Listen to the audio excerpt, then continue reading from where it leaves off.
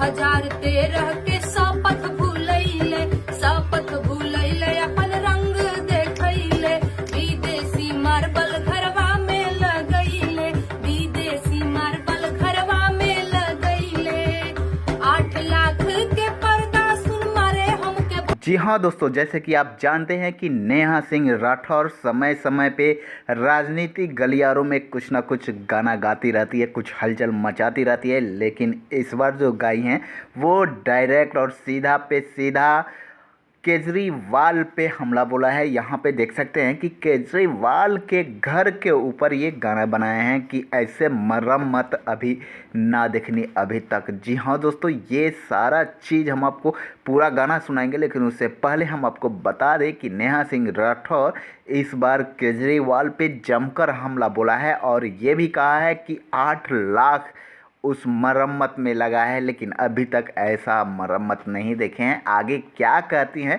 ये हम आपको सुनाते हैं, लेकिन उससे पहले दोस्तों आप हमारे चैनल को सब्सक्राइब करें, प्यारा सा बेल बटन दबा दें। तो चलिए सुनाते हैं ये उनका गाना। 2013 के